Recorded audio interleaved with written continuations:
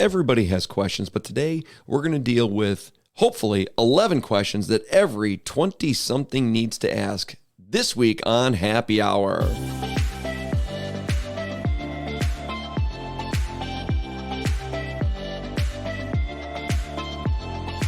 Welcome back to Happy Hour, your podcast for young adults here at the Cathedral of the Most Sacred Heart of Jesus. I'm Rick. And I'm Diana. And today we are going to ask some easy, medium, and hard questions, I think. I think we're going to deal with those. What do you think? Yeah. Very self-reflecting questions. They really are. See, and this all came about because I just happened to run into an article and my mind gets going. I don't know. You ever do that? Like, all of a sudden you see something and then you realize, well, I got a deep dive now. Yeah. And then I send it to all my friends because I need discussion, you know? Right. I just can't think of it on my own. No.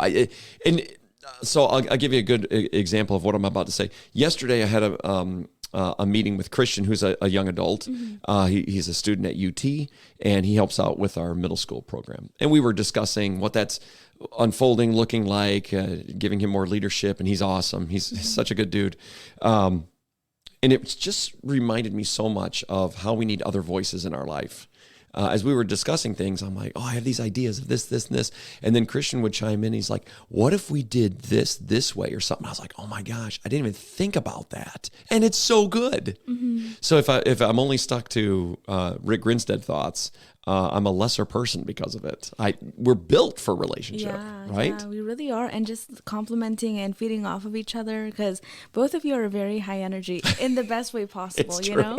And it's like, I feel like when you communicate, it's like now a whole circle. You're covering more ground because it's like two fun, different personalities. And what's funny too is it makes me better in terms of just my own thought process. Mm-hmm. So it's not even just his words and thoughts, which are great, but it also then challenges me to have better ideas, to rethink the way I do things or have always done things.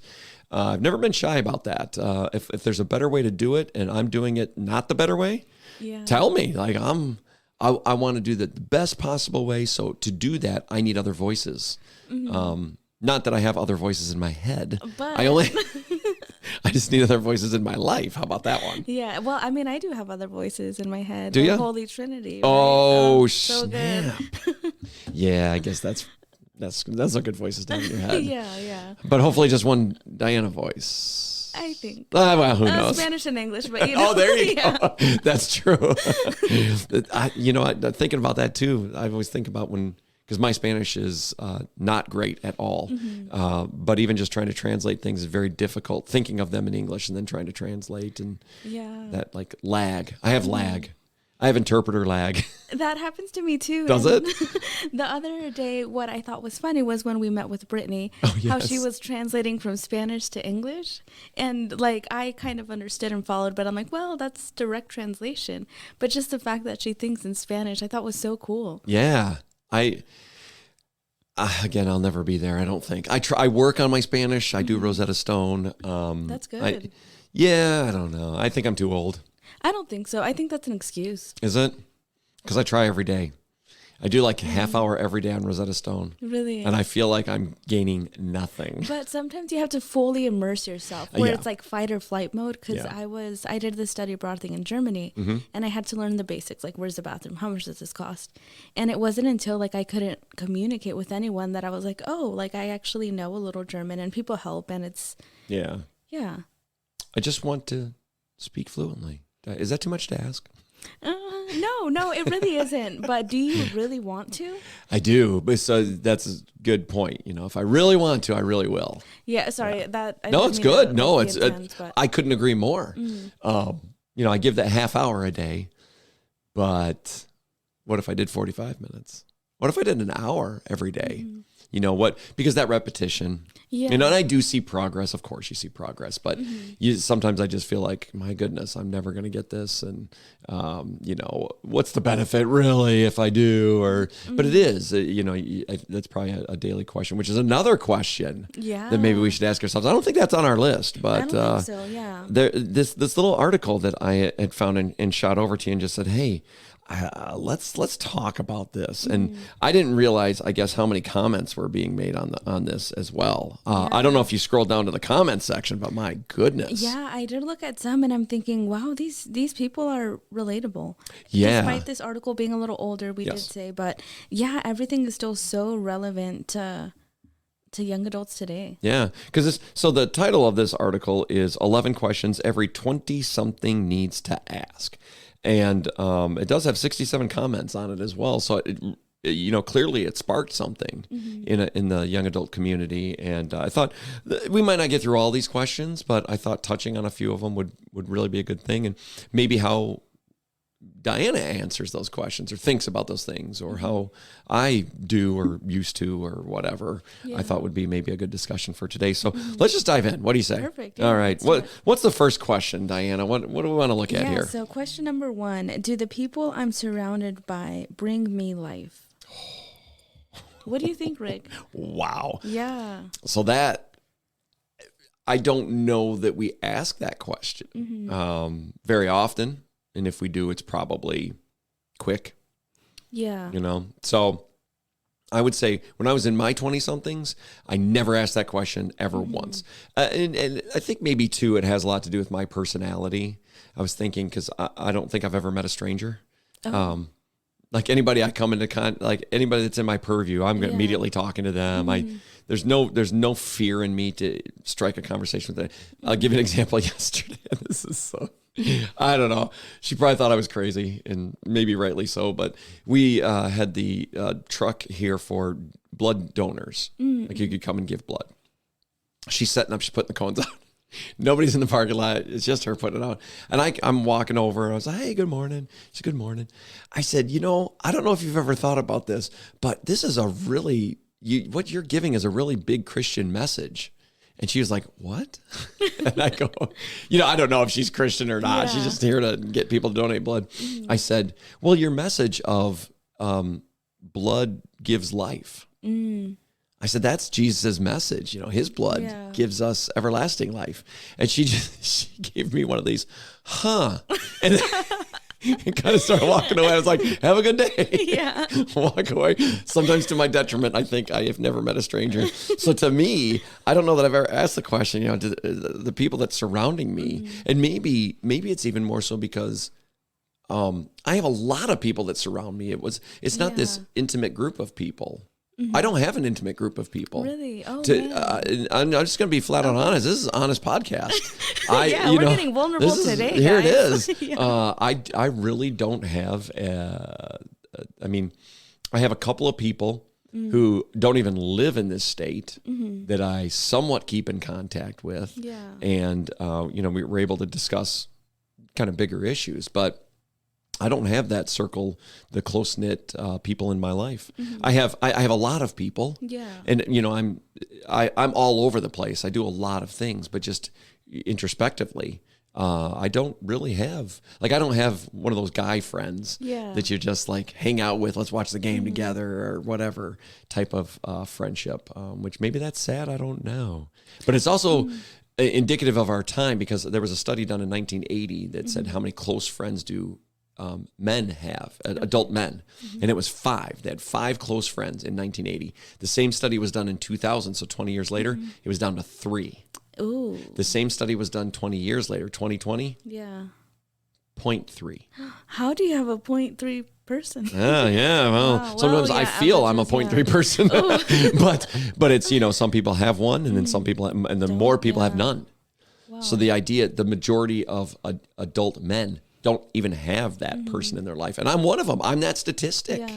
Yeah. So asking this question of do the people I'm surrounded by bring me life? Like right now, yes, because it's my family. Yeah, so good. Right? And maybe that's it. You have a family. Yeah. And you have that social sustenance connection with them. Whereas me, young adult, I have a loving family, like parents, sisters, but I'm not married. I don't have kids. Right. So I have to get my social energy outside of myself. So maybe that's Would you say you have a close-knit group of friends? Yeah. Because you're, again, you haven't been here for a ton of time. Yeah. And neither have I, really. 2.5 years. Hey, is nothing, same. but, hey, woo-hoo, Air 5. There we go. So in that time, because to have close-knit friends, there's no substitute for being in person with them. Yeah. There just isn't. I love technology. I love Oh, technology. yeah. I'm a huge fan. I love, I think some people FaceTime. I think that's the Yeah. vernacular that most people are familiar with. I am not an Apple person, so it's actually Google Duo for me. Okay, yeah. But that cannot ever even come close to replacing being in person, right? Yeah, 100%. So, do you have those people in your life here? Yeah, I do. And praise God, I'm so grateful. It did take me like a year just because pandemic, coming in 2020 was hard. But yeah, I would say I do have a good group of solid friends. But what's kind of interesting is like, for example, Allie, she's like my church friend and just world friend. Like I, hang out with her for everything. She's so cool. She's so cool. Yeah. But then like I also have like school best friends, or just like outside fun best friends. So it's a little bit of everything. But yeah, I would say that they definitely do bring me life. But I think in this season of my life, I've kind of been a wet blanket. So I've been relying on them more to bring me life. And I not necessarily have been giving a lot of myself to them. But, times change. And Sometimes you have to be the one receiving. Yeah. It's just facts, right? More than you're giving. So I guess maybe then a follow-up question would be, do I give life to the people that I'm surrounded with? It's great to ask that question about who's giving, are the people around me, but what about me? Do I need to look at the people that I value? Am I giving life to them? And again, we're going to do a different perspective because I'm a parent, right? And so sometimes it's so easy to give other kids more of myself than my own kids, right? It's so much easier to pour into their faith lives, pour into their life, because they're not yours. You don't see them every day. There's kind of an immediacy, you feel like, and then you almost sometimes put your own children on the back burner in those facets of life, which is crazy because these are my people, and why wouldn't I give my all to my people all the time? So I think about that a lot, and it convicts me, which is good. I also realize sometimes you need to just relax and receive. You can't be, we're not God. Yeah. Right. Yeah, for sure. Accept that. Right. So follow-up question on that would be, do I bring life to the people that are close to me? Yeah, I would say, once again, coming back to this season of my life, just a lot of things happened this summer, work related, which really caused like a detriment to my mental health. So that, that caused me to rely on my friends a lot to like help me be peaceful and happy and joyful and stuff. And I even went home last weekend, and same thing with my parents, like I told my family everything that had happened, and they were like, okay, that's okay. Not really that's okay, but like it happened, and they were just there for me. So I think right now I'm kind of just like trying to get over the phase of like emitting or letting go of this like negative energy and just filling myself up. Yeah. But I do like to give, but I think right now I just haven't been doing it as much, and that's okay. Yeah, and it's also amazing to know that because just being on the outside looking in, you do give so much, and sometimes we don't recognize when we're giving. Sometimes just being present is enough of a gift, right? For people, just being really present for them. We might not have all the answers. We might not really be able to pour into the person, but just being there, knowing that you're stable, knowing that no matter what, I know I can count on this person. And you are definitely one of those people, Diana, in my life for sure. I know at a drop of a hat, if I put a message out, you're gonna respond. You're gonna be like, "Yep, I got you." All those things. So it's funny to hear you say that, knowing how I know you. I'm like, no, you're giving all the time. Are you kidding? It's amazing. Yeah. So that's maybe we need to be a little more generous with ourselves too, and see that, oh, okay, maybe it's not looking like I want it to. Yeah. But my presence is valued and important to other people. Yeah, and I think it also comes down to like being closest to you, because it's like with friends and family, right? I can be like sad around them because they have my back. But like if I'm helping at something, I'm not, I can't really be outwardly sad. Right. And I think it comes down to just like sometimes evangelization in our own home could be the hardest, right? For sure. So it's like, look at Jesus. Yeah. I mean, he couldn't even evangelize in his own hometown. Yeah. That's crazy. It is. And I don't know why that is. Maybe people just have a hard time believing that, like they see us all throughout the day and it's like or I don't know. Yeah. But, yeah, I think like sometimes like I'll help like, younger kids, youth in hopes that someone will help my little sister. Like I'm not in Arizona right now. Right. But hopefully me helping someone else's little sister will have a domino effect of someone helping my little sister. Yeah, for sure. So that's great. Yeah. That's a beautiful thing. That was just question 1. Yeah. Oh boy. Question 2, should we dive into I guess so. I think this is a pretty easy one, right? Like, who inspires me the most? Again, these are 11 questions that every 20-something needs to ask. So first one was, do the people I'm surrounded by bring me life? But this one, who inspires me the most? I'm throwing that over to you. Who inspires you the most? And you might have a couple of people, I don't know, but what do you think? The first person that comes to mind is probably my mom. She's so incredible. She's so loving, kind, hardworking. She's I don't know how moms have all this super energy in the world. Like she could have done a million things in the day, but if I'm like, I want homemade flour tortillas, she'll just whip it out if it's like 1 a.m. She'll just do anything.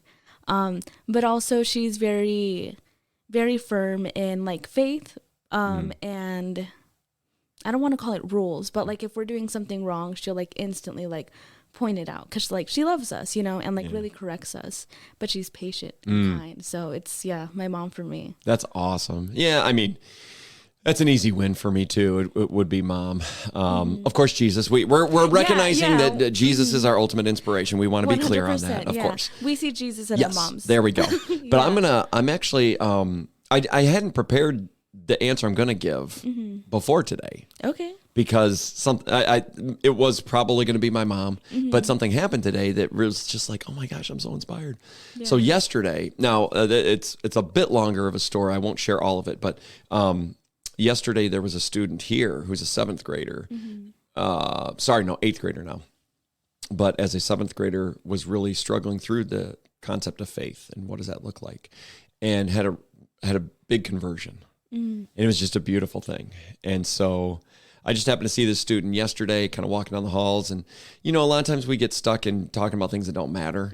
So I just really wanted to ask him, like, how was your faith life? And then I was even more specific, because I think if you say, how's your faith life? That's it's still a softball question. So I went specific. I said, are you reading the Bible every day? Oof. Right? Wow. And to his credit, he's like, no. I said, are you praying every day? That I'm doing. I said, okay, great. Good job. I said, what I want you to do is I want you to read 3 Bible verses today from the book of Acts. And then I'll ask you tomorrow about it. This morning, I come into my office. I don't have to seek him out. He came to me and he shared with me what he read, and we shared a few minutes together about, we unpacked it. It was beautiful. And the challenge was then because it was about Peter healing a crippled leper and how he was doing these great works that Jesus told him he was going to be able to do, even greater works than what Jesus did. And then we challenged each other about, well, who in our lives needs healing and how can we help heal? And he went away, big smile on his face, ready to go do the Lord's work. So right now, as of today, my inspiration is an 8th grade student who is living out his faith in the midst of all of his friends and still trying to be a cool 8th grader and a sports guy and like all these things. And yet, because I think of myself in 8th grade, there's no way. Yeah. I was never going to be him, not in 8th grade. And so he really inspires me. Yeah. And he wants me it just makes me want to be better today even. So I thought it was just so cool how the Lord can use that to trigger me into a very positive, like, oh my gosh, if an 8th grader can do that, I've got to step my game up. Yeah. Right? Yeah. And I think it speaks a lot about you too, the fact that you're open and receptive to like learning from an 8th grader, like Because you have more years of experience in this than he's been alive, probably. You know? And failure. Way more failure. But, just like the openness of like, yeah, like he's great. I can learn from him. He's trying. Yeah. And that's beautiful. It's there's not a lot of pride in here. There's just, I don't have to struggle with that a whole lot. I just, when I see somebody living their faith, I don't care who they are. Oh my gosh, I just want to be more like it. Yeah. I strive for that. I really want that in my life more and more. So of course the great saints are amazing, but when somebody's tangibly right in front of me doing it, like this is it. How many of those people in the past were like, oh my gosh, I'm living with this saint and they're really living it out, you know? When do we ever take that moment? We always think, oh gosh, the saints from the past or something like that, or somebody else. No. You got people around you right now. Yeah. Right now that they could be the next saint. Yeah, it makes you want to go around and collect things from there. I mean, future relics, right? Exactly. I'm gonna keep that strand of hair. Thank you very much. Yeah. Can I borrow your brush? Let me just take a couple of strands. Yeah, I know. Yeah. But I think it's maybe more so just recognizing the moment. I think we're not great at that. I know I need more help in that, but recognizing the moment you're in, because we tend to live for the big moments. But are we recognizing? We've spoken about that before, but are we recognizing the moment we're in? You know, revel in it. The grass is always greener because we're not in the moment. That's true. So be in the moment. Like where you're at right now, my goodness, there are Christians living their faith right around you, and it might be you. Yeah. I hope it's you. Hopefully. Right? Yeah. Whoever's listening, I hope it's you. I mean, we try, right? But I think with that also just being vocal about what you see in others and what others make you feel. Like, for example, my lab mates, so they come from China, communist China. They're not religious. They think they believe in something, but they don't know what. Yeah. But they're the most kind, giving people ever. Anything good that anyone ever does, they're like, oh, that's great. Or like, when you say that, it makes me feel good. They're just so vocal. Wow. And it's like, wow, like they're really intentional about just listening. Yeah. And that's one thing that I'm trying to do more in my life. Oh, wow. Gosh. I mean, just thinking about that is... Yeah. I mean, we were talking before the podcast about a movie about, really kind of the same thing. It's a kind of communist regime and people trying to live their faith out in that. My goodness, we have it. We'll save that for another podcast, but man, we have it very easy here. Oh, yeah. In terms of our faith. We have it so easy. All right. We got to get a couple more questions down before our time is up. Oh, number 3. Yeah. What are my favorite stories? Ooh, my goodness. I mean, when I hear stories, my mind goes to scripture. My mind also goes to Marvel movies. It goes, my mind goes all over the place, but it also goes to stories of my own life. Okay. Right? Yeah. Like what are my own favorite stories? Well, a lot of them have happened to me. Just different moments. I'll share one. Of course, I could name so many scripture stories that are the prodigal son. Of course, is one of my all-time favorites because I am both sons. The one that was ran away and the one that was there faithful and upset because the one that ran away seems to get more. Yeah. I've been both, but in my life, there's a story that is just kind of recurring. This theme of letting go, where I was a young driver. I just got my license not too long, and it was a wintry day in Michigan, some black ice, and I'm going down a hill, and I lose control of the car. And the problem is, you could go off the ravine on either side. Literally just go kind of off a cliff. And I had no control over the car, and I'm a young driver, so I don't know to turn into the slide, right? Instead of trying to turn away from it to regain control, all those things that, are gone out of your head. So in the midst of this, thinking I'm going to die, and I've never heard it before or since, there was an audible voice that just simply said, let go, which makes absolutely no sense because I'm trying to regain control of this vehicle. Yeah. And letting go is not going to do that. But it was clear. The 3 words, let it go. And I did. I just let go. And I kid you not, that car came out of a spin, rested, stopped. Wow. No explanation. None. Other than it had nothing to do with me. And it was such a great reminder. It serves me as a reminder today of when my life feels like that. And I'm trying to regain control of all the things that are so out of control that the right thing to do is to let go of all of it. Yeah. Let it all go. Let the Lord take over. Now, he's going to use you in those areas, but it just serves as such a great reminder all the time, because I don't know about you, but life for me gets hectic a lot. It's not it's not like, oh my gosh, well, it's December, so it's hectic. No, it's today's Monday and it's hectic. And Tuesday, by the way, is going to be even crazier. Wednesday's nuts. Yeah. You know, it's so hectic feels like a state of being for me a lot of times. But what a great reminder to just let go of the illusion of control, because that's what it is. Yeah. Right? So that's I don't know, that's one of my favorite stories. That's such a good story. It's my own. I don't know. What about you? Do you have a favorite story or stories? Things that really have made an impact on your life? And it can be movies. I mean, movies have made a huge impact on my life. Yeah. So when I first read this, I thought of the movie Silence.